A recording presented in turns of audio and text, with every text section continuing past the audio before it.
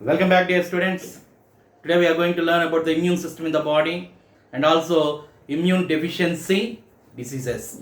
Okay, let us see that one. The first one is immune system of the body.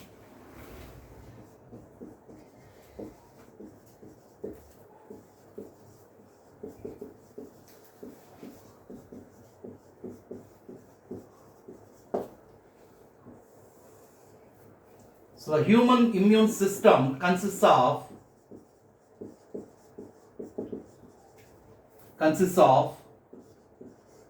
lymphoid organs, cells, tissues, and antibodies. Okay, so the human immune system consists of lymphoid organs, cells, tissues, and antibodies. Let us see the first one, lymphoid organs.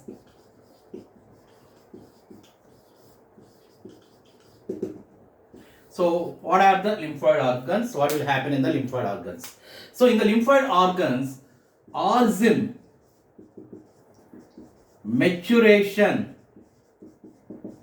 and proliferation. Right? What is happening in the lymphoid organs? Origin, maturation, and proliferation of what? Of lymphocytes.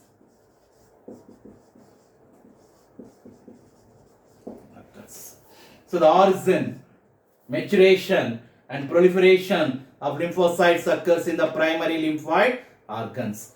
So these primary lymphoid organs are two types. The first one is primary lymphoid organ,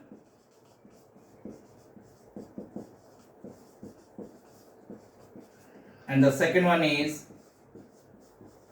secondary lymphoid organ.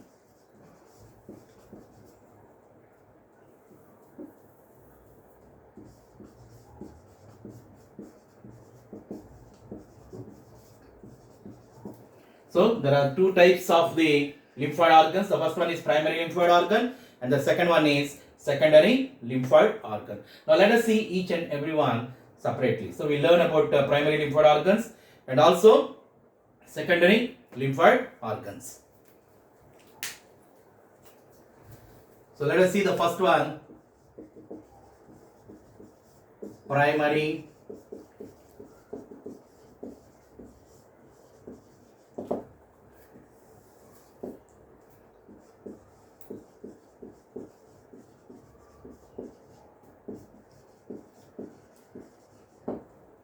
So bone marrow and thymus are the primary lymphoid organs. Remember that these are very important. They will be asking you what are the primary lymphoid organs. So primary lymphoid organs are bone marrow and thymus. What happens in the primary lymphoid organs? In primary lymphoid organs, the lymphocytes become sensitive for antigens, or you can use one more word also, the lymphocytes matures. The maturation of lymphocytes occurs in the primary lymphoid organs, right? So what are the primary lymphoid organs? Means bone marrow and thymus. The second one is secondary lymphoid organs.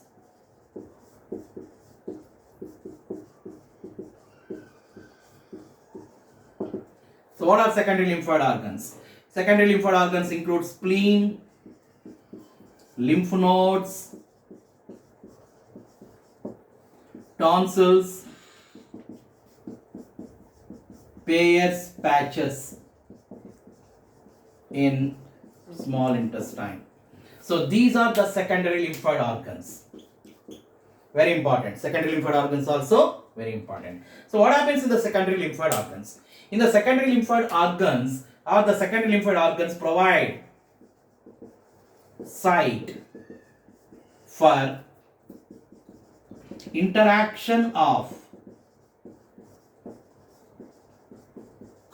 lymphocytes Yeah, there is a power cut, so I'm continuing again. So there is the secondary lymphoid organs provide site for interaction of lymphocytes with antigens, and they proliferate and become effector cells. Okay, so this completes about the primary lymphoid organs and secondary lymphoid organs. So while you are preparing for the NEET, remember they will be asking you about the examples. Which of the following are the primary lymphoid organs? Which of the following are the secondary lymphoid organs? So you have to learn the examples. So which are primary lymphoid organs means bone marrow, thymus. Secondary lymphoid organs includes spleen, lymph nodes, tonsils, and Peyer's patches. Right. Now let's go for the bone marrow and thymus. So next one is bone marrow. So we all know it is a major lymphoid organ. Okay. What is the function of bone marrow means? It produces all the blood cells including lymphocytes. Okay. So the major lymphoid organ in our body is the bone marrow. So bone marrow acts as a hemopoietic organ. So it produces the blood cells along with the lymphocytes. So next one, thymus. So we learned this one about the thymus in the endocrine system. There is a chemical integration, chemical coordination and integration in the first year. Second, we are discussing about the thymus. You see the thymus. Thymus is a lobed gland. So where it is present? What is the location of thymus? So it is present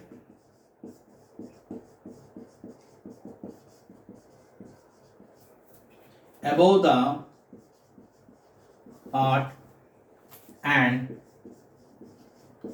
below the breastbone. So you know that the breastbone means this one, which is called as sternum. This is called as breastbone or sternum. So you see the thymus, it is well developed.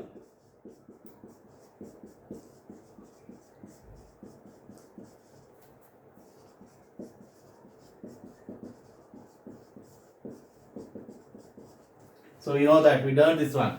It is well developed at the time of birth. What happens with increasing age? With increasing age, the size of the thymus gland reduces. Okay, with increasing age, the size of the thymus gland is reducing. Right? It remains as a scar at the time of puberty.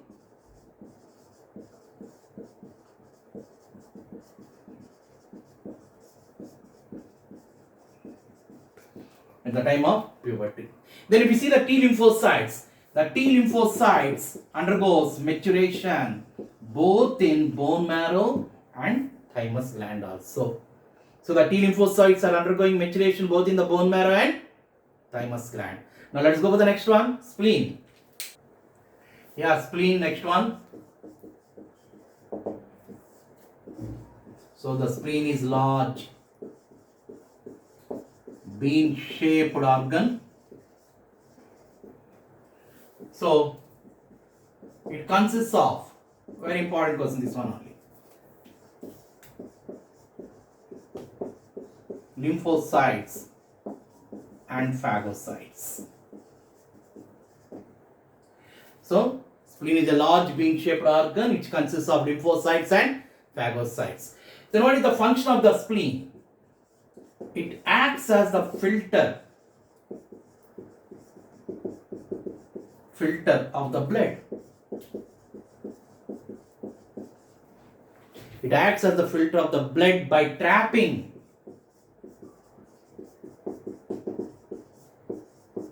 blood-borne microorganisms. Okay? It acts as the filter of the blood by trapping blood-borne microorganisms. Right? It also acts as a reservoir of erythrocytes. Very important. So which one acts as the reservoir of the erythrocytes? Spleen acts as the reservoir of the erythrocytes. Now let us go for the next one, last one, lymph nodes. Right? So what are lymph nodes means? The lymph nodes are small, solid structures. Where they are present? The lymph nodes are present. Small, round, solid structure. So like this, they resemble like this. Right? They are solid in nature. So where they are present means they are present at different locations of the lymphatic system. So they are present at different locations. Right? What is the function of these lymph nodes? Lymph nodes trap the antigens that enters the lymphatic system.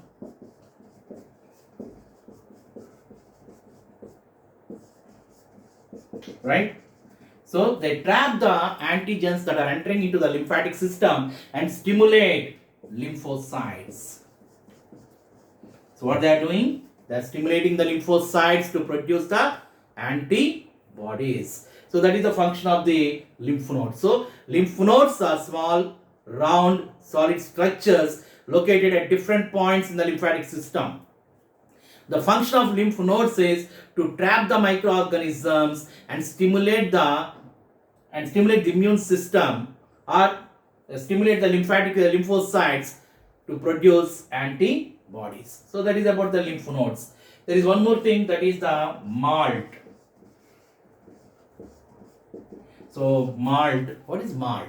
Malt means it is the mucosa associated lymphatic system.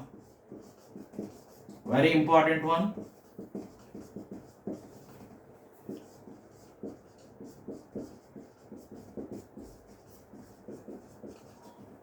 Right, it is the mucosa associated lymphatic system. Then this malt forms 50% of lymphatic tissue. So 50% of lymphatic tissue is formed by malt. Very important point, this one for NEET. Very important for NEET. So where it is present? It is present in the lining of respiratory, digestive and urinogenital tracts. It is present in the lining of respiratory, digestive and urinogenital tracts. So malt is also very important for the NEET.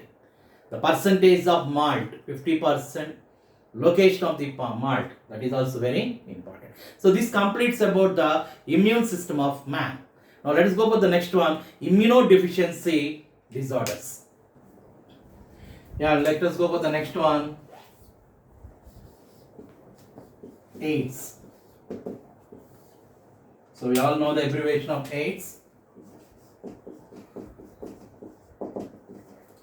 So it is the acquired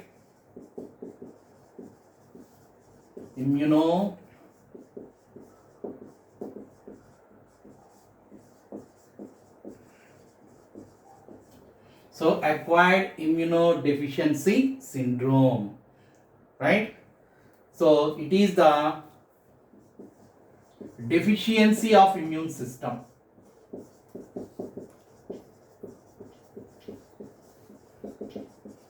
Right? So it is acquired immunodeficiency syndrome, which is the deficiency of immune system. That means which is acquired during the lifetime. The deficiency of immune system is acquired during the lifetime. So AIDS is not congenital. It is not genetic. Remember that. AIDS is not congenital. It is not transmitted by genes. It is not genetic. Then what is syndrome? Syndrome, a group of symptoms. Group of symptoms. Then what is the causative agent?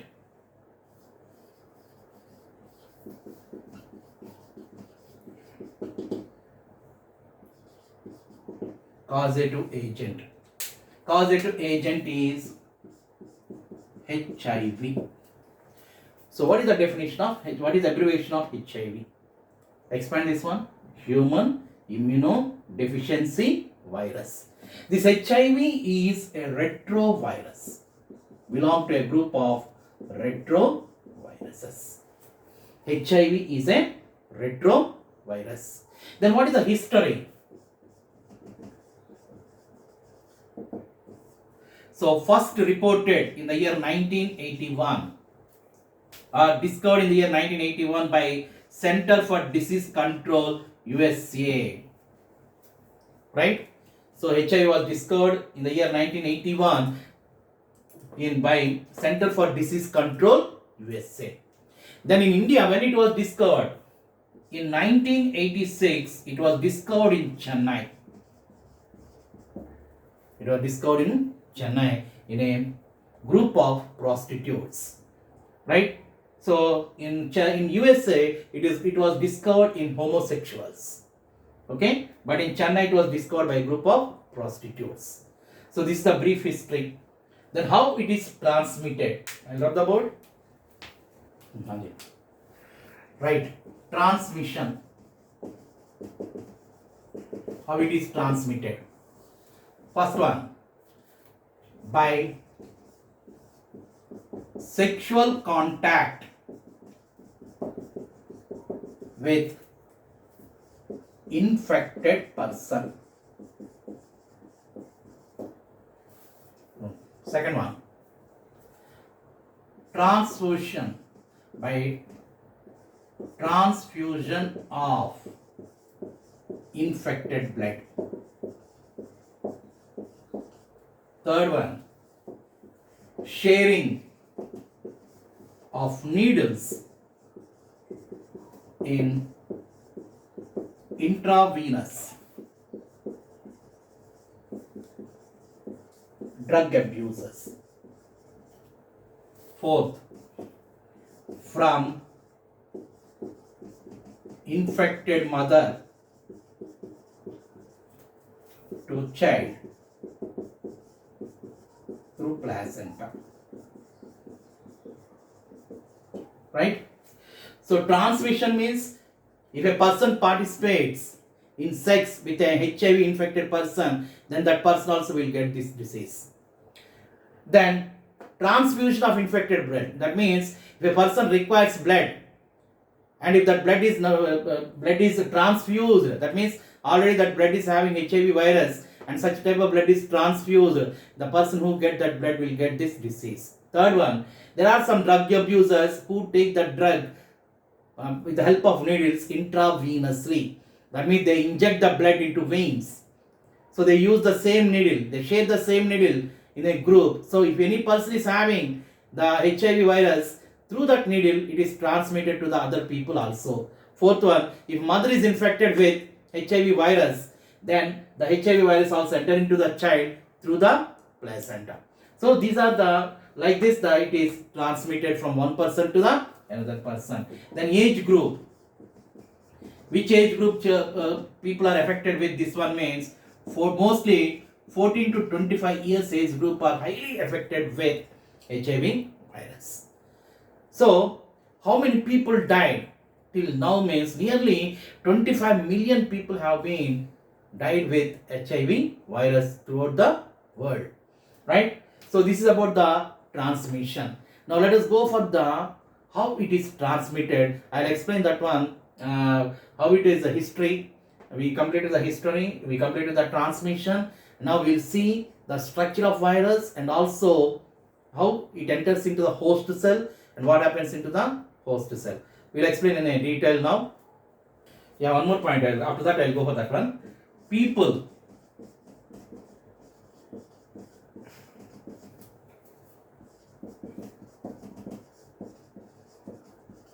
who are at higher risk, right?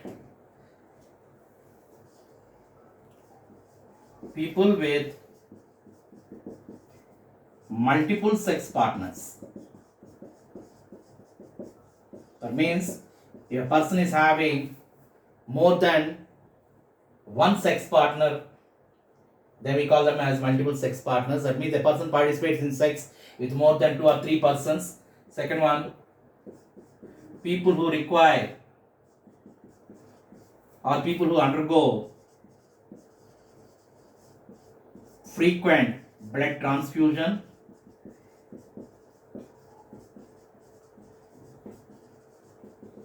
Right? Then intravenous drug abusers, children born to infected mother, born from infected mothers. So these are in higher risk for the HIV virus. Now you can understand how this HIV virus is spreading from one person to another person. The HIV virus is spreading from one person to another person through what? Through body fluids only, but not by touch or physical contact. So we have to take care that these people are not at all eliminated from the society, right? So HIV virus will not spread by physical contact or by touching them. It spreads only through the body fluids. So they have to move. We have to move along with them, and we have to encourage. We have to give what we can say, strengthen them. We have to give mental strength, physical strength, and we have to support them. Then only they can lead a life. So this is the introduction part of the HIV. We will go for the diagrammatic explanation. We go for the structure of HIV now.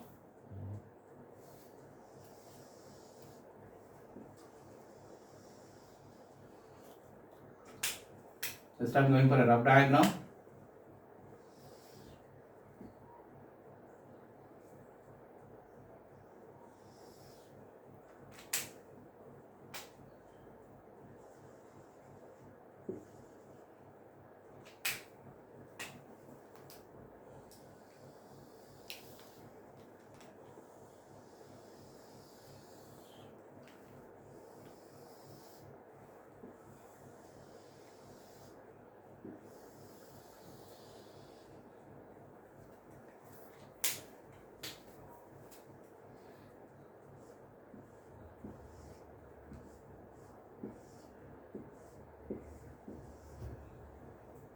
Just I'm going this one. So it is a single stranded RNA, and this one is the reverse transcriptase enzyme, and these are glycoproteins 120, and this is the lipid layer. This is the capsid, and this is the protein layer. Okay, this is the overall structure of the, what we can say, HIV, right? So this HIV enters into the host cells. So when it enters into the host cells, what it is undergoing? Generally, if we see the HIV, if the HIV enters into the host cells, generally it attacks the macrophages, T cells, and dendritic cells. Okay. So when it enters into the host cell, what are the changes that happens in the HIV? Let us see now. Yeah, let us see. So when the infection occurs means when the HIV enters into the body. When HIV enters into the body, what happens? The single stranded RNA undergoes reverse transcription. Right? The reverse transcription and becomes double-stranded DNA. Okay? And becomes the double-stranded DNA. Now this double-stranded DNA incorporates with host cell DNA. This is the nucleus of the cell. These are the chromosomes present inside the cell. And this is the DNA. This DNA is incorporating with the DNA of the macrophage or host cell. After incorporating with the host cell DNA, this host cell DNA produces the new viral RNA. The DNA is producing the new viral RNA. This new viral RNA is called as provirus or progenivirus. Right, this new viral RNA produces the new virus particles. Continue to produce the new virus particles. And these new virus particles can attack the new cells. Thus, the macrophages continue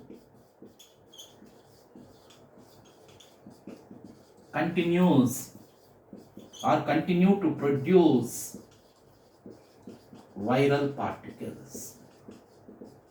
So the macrophages acts as HIV factories. Very important. HIV factories, which are acting as the HIV factory, means macrophages are acting as the HIV factories. Again, see, this is the virus. The HIV virus enters into the host cell. When the HIV virus enters into the host cell, it undergoes reverse transcription and produces double-stranded DNA.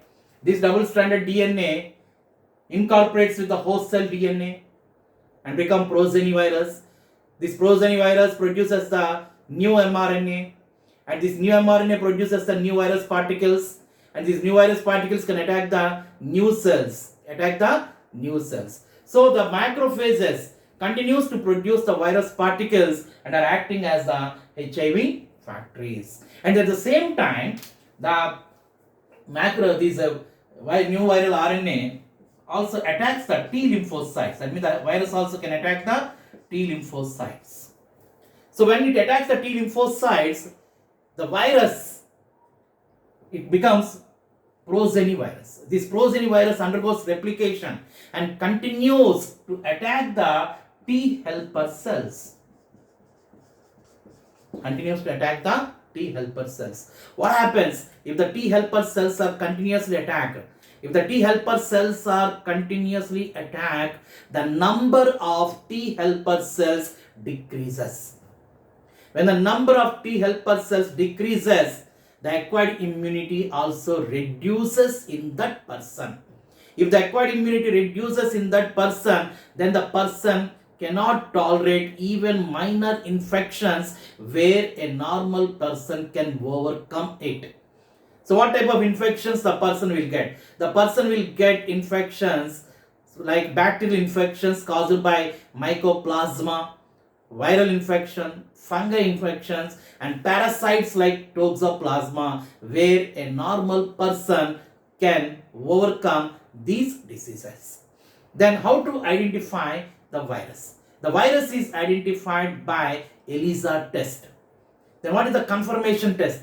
Confirmation test is Western blot test. Western blot test is the confirmation test. Then what is the treatment?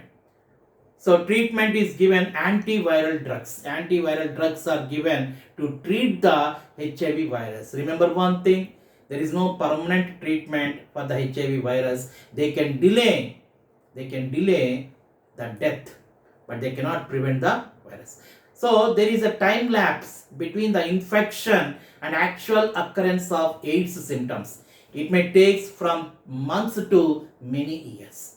Generally, if a person is infected with HIV virus, the person can lead a life up to 15 years. Now, due to the modern drugs, the person is able to survive up to 20 years also. Right? Then how to prevent? So prevention means avoiding multiple sex partners, using condoms while you are participating sex with the unknown persons, screening the blood during the blood transfusion, and avoiding intravenous drug abuse and change of needles while injecting change of needles during the injections. So these are the preventive measures we have to take to prevent the HIV virus. So this completes about the HIV virus, and any extra points are there, I'll discuss this one in the next class. Okay, have a nice day. Thank you.